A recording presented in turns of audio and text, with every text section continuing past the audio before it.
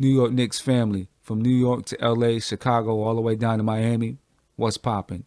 This your boy Simeon Russell coming at you with a brand new YouTube show called Nothing But Knicks. We talk about New York Knicks 24/7. Well, I'm not going to be on 24/7, but we're talking about the New York Knicks here. So before we travel into this crazy world that we call the New York Knicks, let me introduce myself. I grew up in upstate New York. Been a lifelong Knicks fan. Well, I've been a fan since I was about 8 years old. I actually got a funny story on how I became a Knicks fan. I'm a huge fan of Iron Mike Tyson. You know, he's a bad man, baddest boxer on the planet.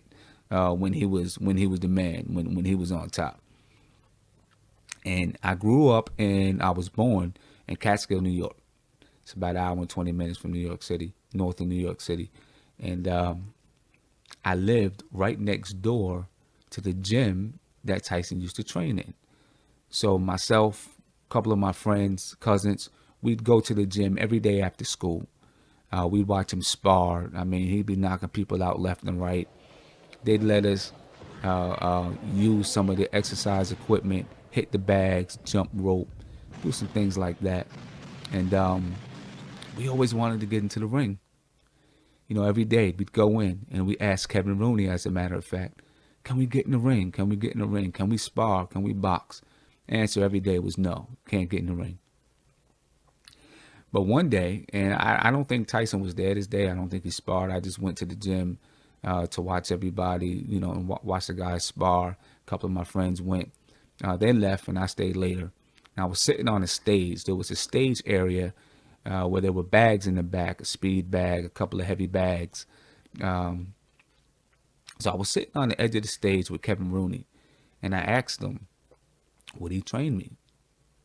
You know, because he had told me that the only way I could get in the ring is if I learned how to fight and he was training me, then, you know, I'd be able to get in the ring. So I asked him, and he wrote a letter to my mother asking if he could train me. I brought the letter home. I was excited. I thought I was, oh man, I'm about to be training.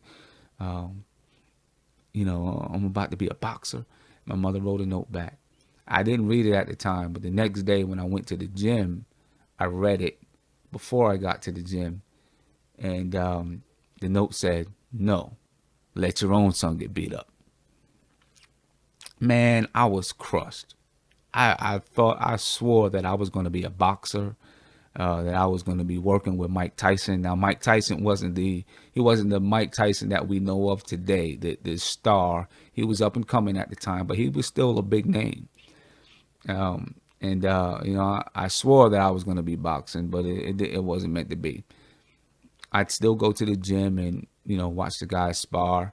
But my interest started moving and shifting towards basketball. I was playing basketball at the Boys and Girls Club. We ended up moving to another city called Hudson, just across the river. And I went to the Boys and Girls Club, and I initially asked them about boxing.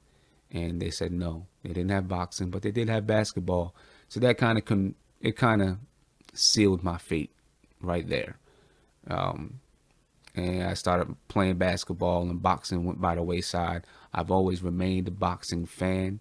I started paying more attention to basketball, and I became a Knicks fan.